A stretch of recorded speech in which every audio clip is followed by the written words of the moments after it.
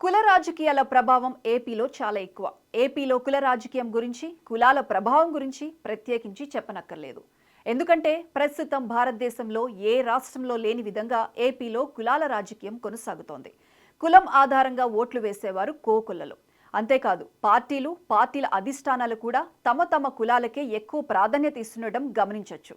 ముఖ్యంగా ఈ విషయంలో వైసీపీ వార్తలో నిలుస్తుంది. ఎందుకంటే జగన్ సీఎంగా ఉన్న 5 ఏళ్లలో అటు కీలకమైన పదవులు గాని, ఇటు నామినేటెడ్ పోస్టులు గాని రెడ్డి సామాజిక వర్గానికే ఎక్కువగా ఇచ్చుకున్నారన్న ఆరోపణలు ఉండేవి. అదేవిధంగా తెలుగుదేశం అధికారంలో ఉంటే కమ్మ కులానికి ప్రాధాన్యత ఇస్తారని, ఇటు అధికారుల దగ్గర నుంచి అటు ప్రభుత్వంలోని ఎమ్మెల్యేలు, మంత్రుల వరకు కమ్మ కులానికి చంద్రబాబు ప్రాధాన్యత ఇచ్చుకుంటారన్న వాదనలు కూడా ఉన్నాయి. ఇక వైసీపీ వస్తే టీడీపీ వస్తే వైసీపీ ఒకరిపై ఒకరు కుల రాజకీయాలు అంటూ విమర్శలు చేసుకోవడం తరచుగా చూస్తూనే ఉన్నాం. ఇంకోవైపు పవన్ కళ్యాణ్ ను కూడా ఒక కులం ఘాటిన కట్టేసి మాట్లాడుతూ ఉంటారు వైసీపీ కార్యకర్తలు. ముఖ్యంగా పవన్ కళ్యాణ్ తనకు కులం లేదని, మతం లేదని, తనది రెల్లి కులం అని కూడా గతంలో వ్యాఖ్యానించిన సంగతి తెలిసిందే. కులాలకు మతాలకు అతీతంగా పవన్ కళ్యాణ్ సేవా కార్యక్రమాలు చేస్తూ ఉంటారు. అయితే పవన్ కళ్యాణ్ ని కూడా ఒక కులానికి ఆపాదిస్తూ వైసీపీ గతంలో ఎంతలా విమర్శలు చేసిందో ప్రస్తుతం కూడా అదే కంటిన్యూ చేస్తున్న విషయం అందరికీ తెలిసిందే.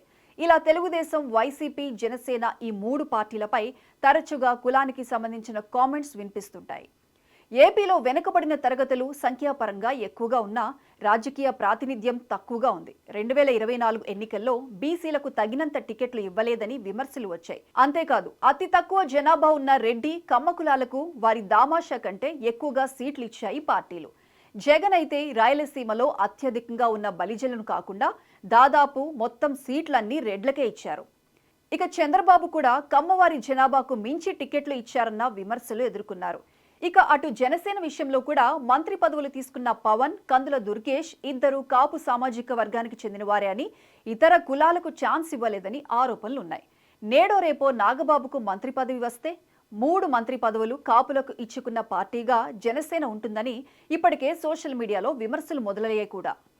దేశంలో మిగతా రాష్ట్రాల పరిస్థితి ఎలా ఉన్నా ఏపీలో మాత్రం ప్రస్తుతం కుల రాజకీయం పీక్స్లో నడుస్తోంది. కులం ఆధారంగానే చదువుకున్న వారు సైతం ఓట్లు వేస్తుండడం అత్యంత దురదృష్టకరమని చెప్పాలి. నేతలు, ప్రజల తీరులో మార్పు రానంత వరకు వ్యవస్థలో మార్పు అసాధ్యం. కుల మతాలకు అతీతంగా పార్టీలు టికెట్లు ఇవ్వాలి. ప్రజలు కూడా కుల మతాలు పక్కన పెట్టి ఓట్లు వేయాలి. మరి వ్యవస్థలో మార్పు ఎప్పటికి వస్తుందో కాలమే తేల్చాలి.